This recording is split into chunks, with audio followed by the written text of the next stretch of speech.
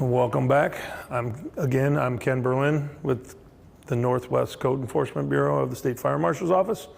I am going to be talking to you about transportation and setup of exhibits.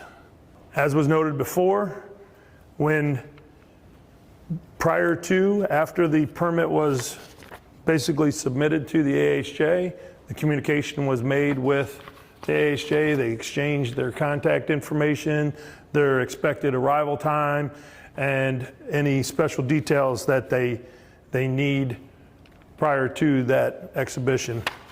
They will also then have a checklist which needs to be compiled and filled out by the AHJ and the exhibitor together. The top portions of that checklist, you just transfer over the permit number to that checklist, the one that was decided earlier from the permit number, and you can fill in the top information on there. You're going to, again, talk about the rules or regulations, any of the showstoppers for the exhibition itself. You're going to talk about an agreed upon work area if something needs to be adjusted a little bit, a work area that's away from the firing site. And it's always a good recommendation to start taking photos of the setup, the display, and that makes it easier for recording purposes, let alone hopefully nothing happens that we need to call the FEIB later on. The exhibitor ultimately bears the responsibility, but we're all diligent and we want to make sure that we're anticipating any potential hazards, and we all share the risk then. So this is the front portion of the checklist that will get compiled. And like I said, up on the top, my left, your right, there's the permit number. You also have then a location of the event, the city, the county of the exhibition, the fire department's name that will be filled in, the exhibitor's license number gets filled in on there, the date and time of the exhibition, the exhibitor's name, which then correlates with his license number, and the phone number or the contact number. Now, when we start looking at this, we start looking at steps 1 through 7 on here, and that should have all been pretty much discussed and looked upon when you were doing your display site selection and pre-checks beforehand. And what we're talking about there is we're looking at the insurance bond. Was it over $1 million? The product, was it purchased from an Ohio licensed manufacturer, wholesaler, out-of-state shipper? Did the exhibitor provide you with a list of assistants, and did you verify those names?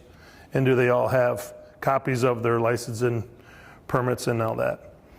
Was the site inspected prior to conducting and issuing the permit? Yes. And when did they actually do the date of the inspection?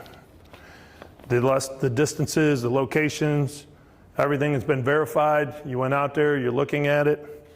And is there temporary storage for location of temporary storage of fireworks? If not, you can put in NA on there. Now, as a note, it's got a spot for the fire official and the exhibitor to put their initials in there. If it does not apply, do not leave it blank. Put an NA in there or a dash in there, okay? And then number 7, the last one there should have all been taken care of pre-show, is adequate fire protection available. This is the bottom portion of the form, which we're going to go through the majority of this. I'm going to go through the checklist here, and this is the applicable code sections for each section of the checklist, and it tells about where it's referenced in either the revised code or NFPA, and where you can actually find those sections at. And then there's some special additional requirements, and we can talk about that later on. And as a note, on the bottom of the form, it says that the completed permit application and the checklist constitute final approval by the AHJ, and these forms shall be submitted to the State Fire Marshal's office no later than 5 days after the date of exhibition. He's got the address. They have a link for an email, easy for you to follow up. And hopefully we don't have an incident. If there is an incident, there's actually a phone number there to contact. So normally the AHJ would probably get to the site beforehand, before the exhibitor would. And when it's a good thing, again, to again check the site. Goes along with checklist items 8 and 9. You're looking, is anything changed? Did they plant a tree in here? Did they put a telephone pole? Did something all of a sudden, now there's a building up that was never there. There was a pool barn there, okay? You're looking at it, has it changed? And you're looking at basically the spectator parking area and where the audience is gonna be. Has that changed? Did the truck, when it was arrived, and you guys agreed upon a designated time that they were going to arrive, did it arrive placarded or not placarded, okay? Or did you get to the site and they were already sitting, set up with no placards on, okay?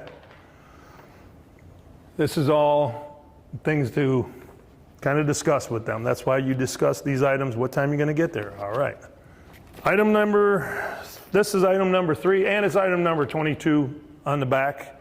We're talking about the exhibitors and the designated registered assistants on there. You already checked to make sure that the ones on the permit beforehand were licensed as exhibitors and licensed, but now you're conferring. They're on site, you want to look at it, go, I never met you before. You got your license? Can I see your card? He's not on the list, or he's on the list, okay?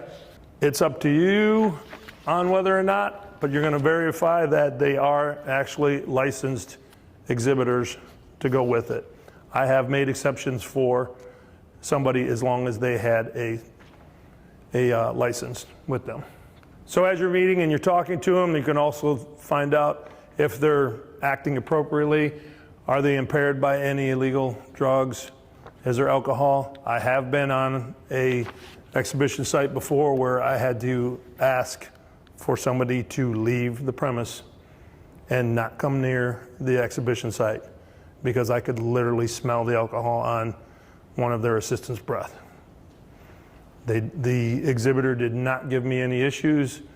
The assistant walked away and had to stay outside of the area the entire time, okay? That's item number 20. Basically, we're talking about, and no smoking.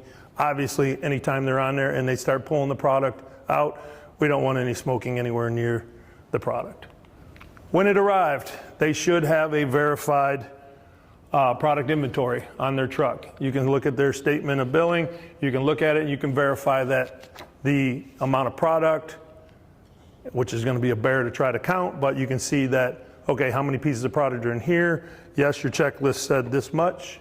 Okay, yeah, we can keep loading it. We can keep unloading it there.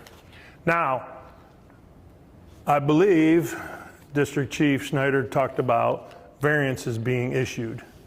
If a multiple show is going to take place, maybe this exhibitor is going to shoot here, then load their racks, and move on to another site, and they have extra product. That would be a multi-show, and it's going to need a variance for transporting that extra product. Only the State Fire Marshal can issue a variance for multiple shows. Okay, when they're loading and unloading it, do all the boxes look like this? Do they all have the UN code 1.3? Are they all labeled like that? If not, what are we talking about? We're talking about IED, if they're not labeled individually and in boxes, okay? So after they unload the product, or they're in the midst of unloading the product, they're gonna start pulling the mortars out of the truck. And item number 12 was the condition of the mortars checked for damaged bends, broken plugs, etc. There's actually 4 different types of mortars that are pretty much acceptable on there. We got HDPE, which is high density polyethylene.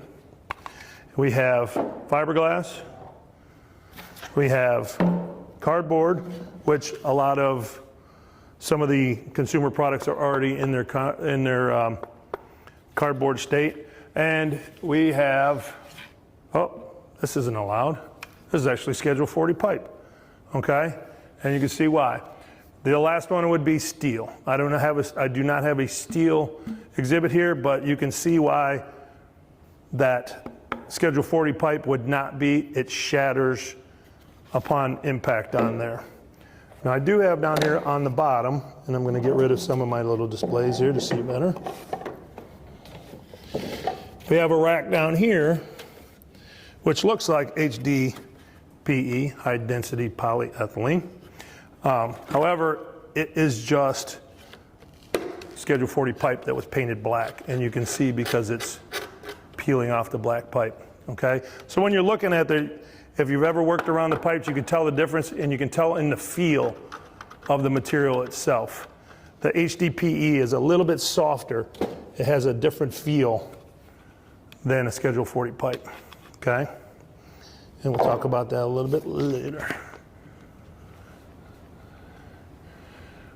They inspect the mortars as they're coming off. You're looking at them, and they can be in various sizes. The mortars can be in heights and sizes. Checklist 13, shells greater than 8 inches, are they provided with an electronic firing device?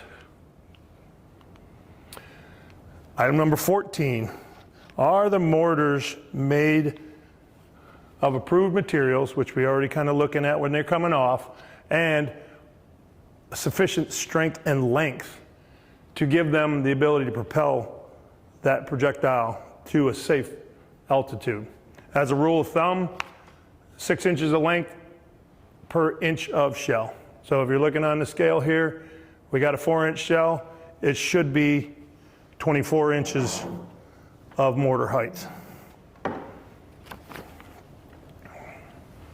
Number 15, are all buried mortars installed to comply with NFPA 1123?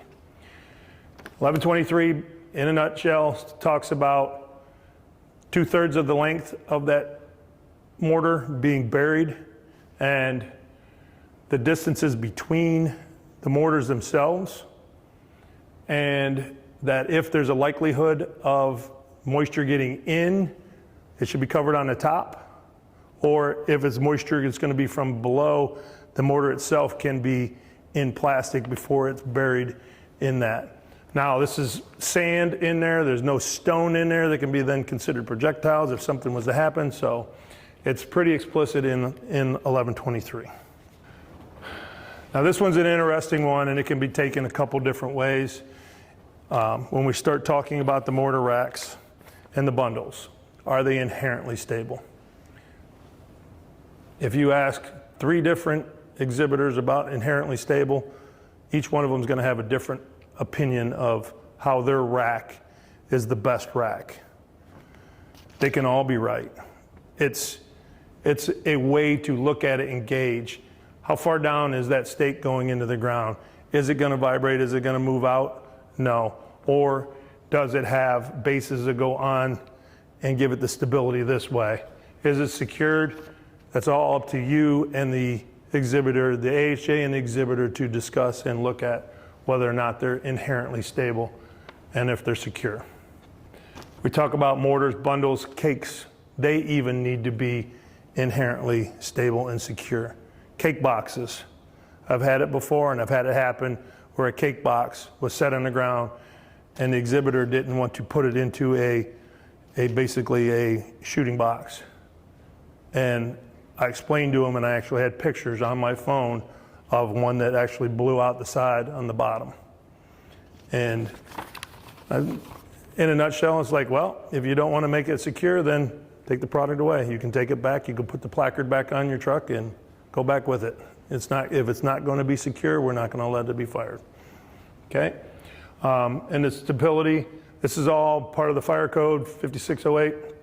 You're going to look, and each item is going to be individually addressed and make sure that it's appropriately stable prior to checking that off on the checklist. When you start looking about proximate audience security on there, We can see on this one, there's a box, it's cardboard tubes that are on there, but it's this device and the firing and everything was fixed to that station right there. Or is it something that's going to be on a stage and it's going to shoot off? They come up with different ways of using it. Steel is an improved manner of providing a mortar. So the devices right there are in a form of steel, but it's a flagpole holder inside of that box. Is it secure? Yep. Is it going anywhere? Nope. 17, when they just start displaying and putting the racks up, are they positioned so that the rack does not fall towards the audience if something was to happen? The audience is here, we want the racks to fall this way, not this way. And that's just simple logistics there. Number 18, are they braced in a manner that is going to secure the balance of the mortars, shall one of them fail? Okay? In 1123, it says that the number of racks shall not be limited as long as the racks are securely fastened and stable. The next slide will show you a line of racks. It's pretty long, but if you went up there, and I don't recommend going and shaking them till the cows come home, but you go up there and you can feel that rack is inherently stable. The no symbol on here, what we're looking at is they're already loaded with their devices, and he's using a nail gun that's possibly going right into a mortar tube, okay? We don't want to be doing that while it's already loaded. He's changing the balance and the stability of that rack after they were already loaded.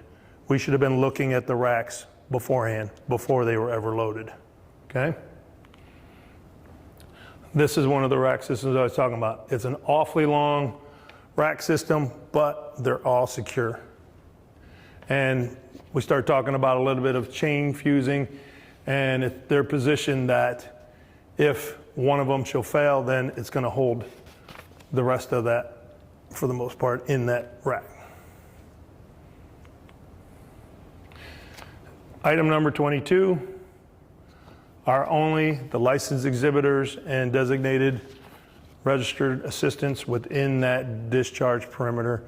We already know where the perimeter's at. They should have been there on site. The most that usually happens is somebody will stay on site if it's a setup beforehand. Maybe they got there at 2 o'clock in the afternoon. They were done setting up by 6:30. It's dinner time because it doesn't get dark until 8:30, 9 o'clock. So when somebody left to go get dinner and brought it back, they don't all leave. Somebody's securing and leaving that site. There's usually always somebody there, okay? And they're only the exhibitors and the registered assistants are in that site, as well as the AHJ. Security should stay out there on the perimeter. Did we have any questions about basically the outdoor or close proximity beforehand, proximate audience on that? The one things I wanted to kind of touch base with on that pre-checklist there, we already discussed a little bit about conditions to stop the show. If a significant hazard exists due to weather or lack of crowd control or another condition, and the security shall be maintained until released by the exhibitor, okay? The other one, you're going to confer with the licensed exhibitor, and if mutually agreed upon, you release the fire crew and equipment from the scene, but do not release the security or monitors and maintain the barricades for the area until the spectators are left. Okay? If the show is fired off on the back of the form, you can release the fire company out of there or the engine, but you're not releasing that security to get into this area until everything is clear. So security is supposed to stay present to maintain that entire area until everything is picked up and they know that they've done their inspection afterwards. So we're going to move on to a little indoor checklist here, the indoor fireworks and flame effects exhibition. Again, we should be in contact with the exhibitor beforehand. And you're going to exchange your information. You're getting your expected arrival time and any special instructions with that. You're going to look at the site. You're going to take pictures. You're going to talk about showstoppers, what's going on with their approved work areas. The exhibitor bears the risk, but we all basically share it, okay? And we have the form. This one says indoor fireworks or flame effects exhibition.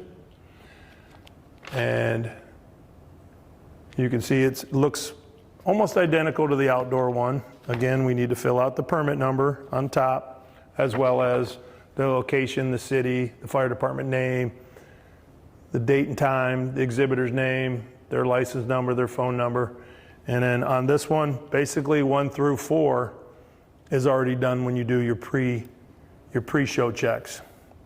You have the insurance bond verification. You have the product being verified as being licensed from an Ohio wholesaler, out-of-state shipper. What's their license number? The exhibitor provided the names and numbers of their assistants and the exhibitors there. And you're doing your inspection when and what day did you do it? So what's interesting here is number 5, and we'll get to it right after the backside.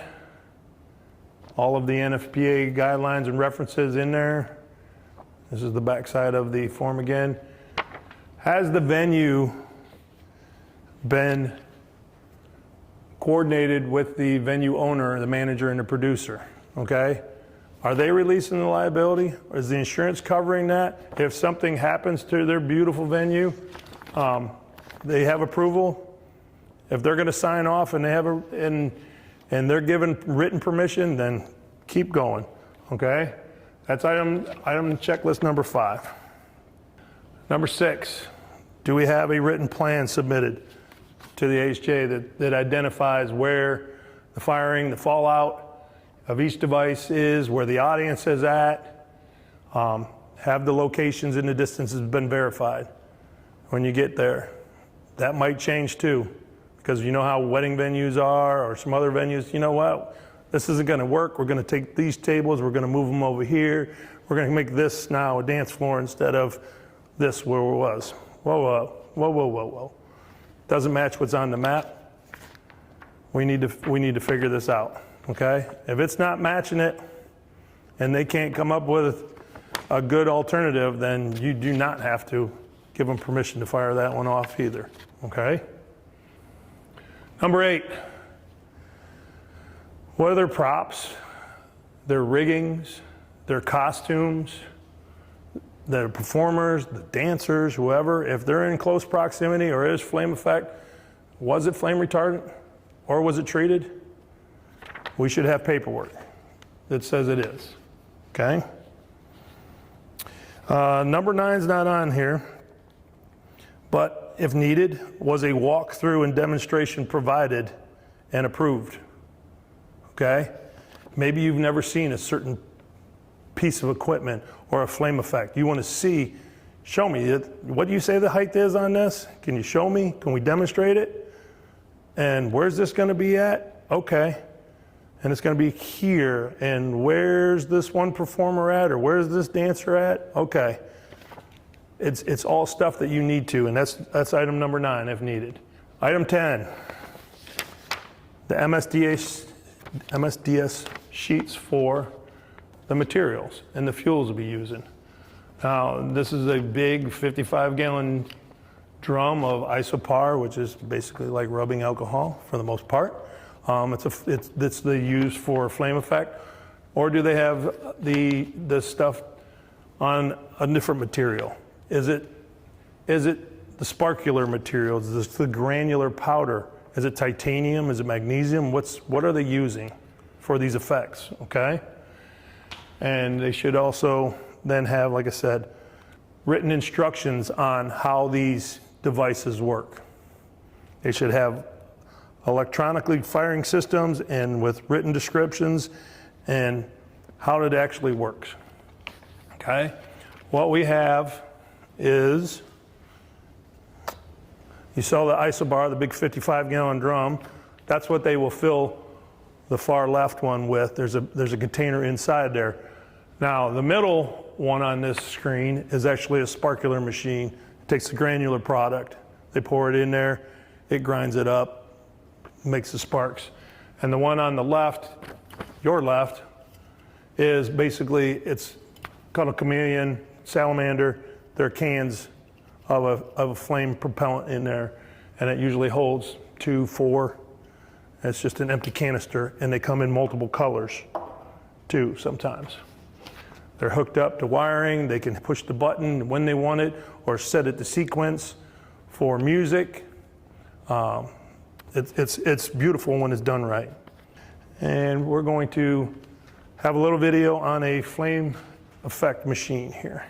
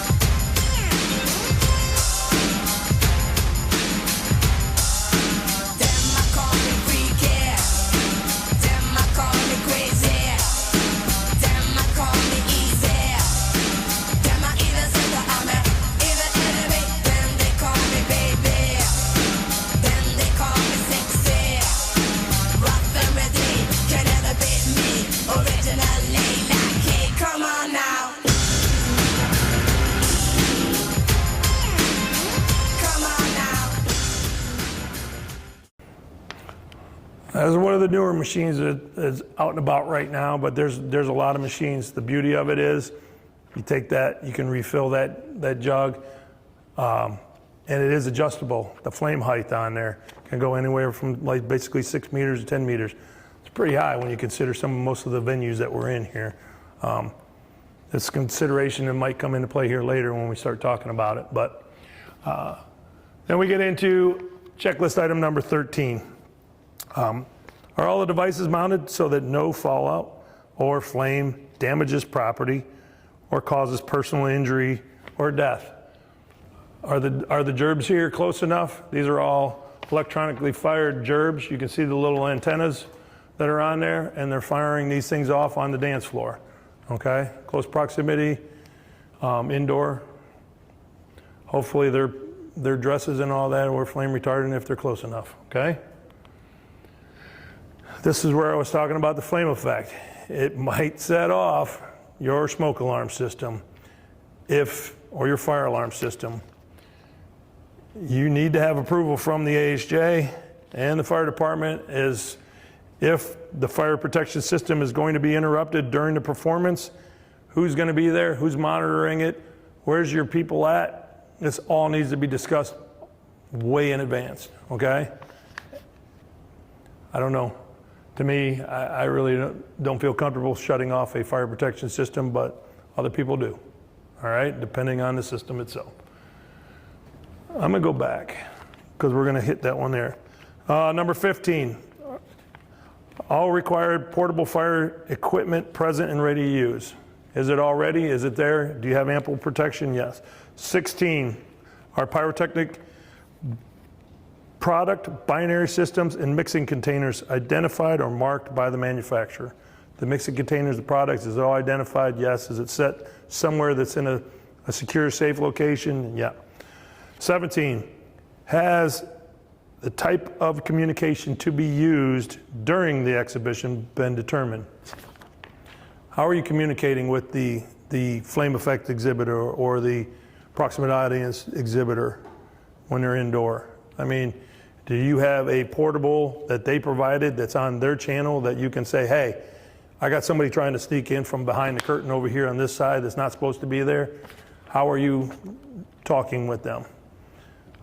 Obviously a cell phone is not quick enough unless you're just staying on the phone the entire time, which I don't think that's going to work. And then 18 are all pyrotechnic materials, devices, and fuel stored in a secured, inaccessible, and supervised area. Like that big jug of isopar that was there before, it was in an area that you can be locked up and secured, and it's under in that location, it was under actually a camera too that was under constant supervision, okay? And then we get into 19. Are all firing devices constructed and secured to remain in a fixed position during firing? Over here on your right, those are sparkular machines that are inverted and hung from a rack system. They're fired electronically by a switch. On the left over here, yes, you're going to see this. You might. Are they secure? No. Basically what they're doing is they have a handheld gerb with a little battery-powered ignition switch on there, and they're firing them off on there, okay? Not secured in my book, and I'm pretty sure that her gown is probably not flame retardant. 20, smoking open flame prohibited where the pyrotechnic materials or fuel stored. 21, are all mortars and flash pots constructed so they do not fragment or become distorted in shape when the material is fired. That's all based on the material and the firing devices themselves. And 22, we're looking at it. We're looking at the crowd management, the security, fire protection, and emergency systems, because God be nothing happens like this in our area, but this could have been prevented. And if you don't know where this is a picture from the Station nightclub. And you can see that they actually did have pyrotechnic in there, and the materials that was there was not rated for the pyrotechnic. One more little video here.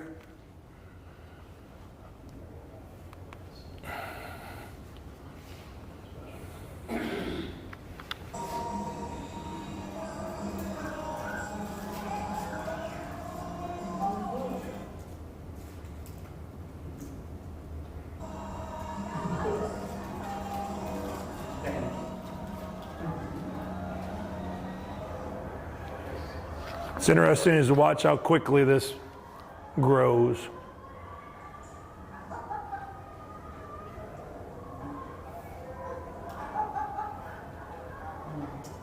She's laughing.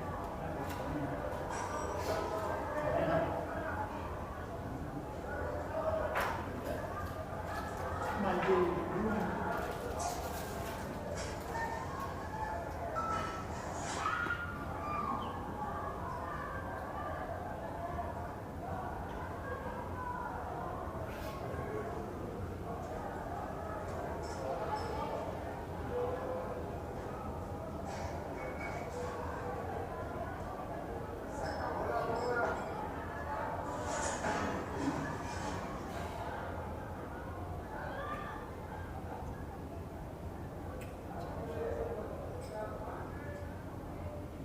I don't know if anybody else paid attention there, but I didn't see any sprinkler system going off.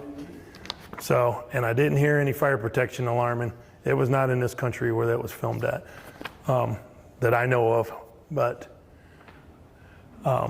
again, that concludes basically my section on the checklist, transportation setup.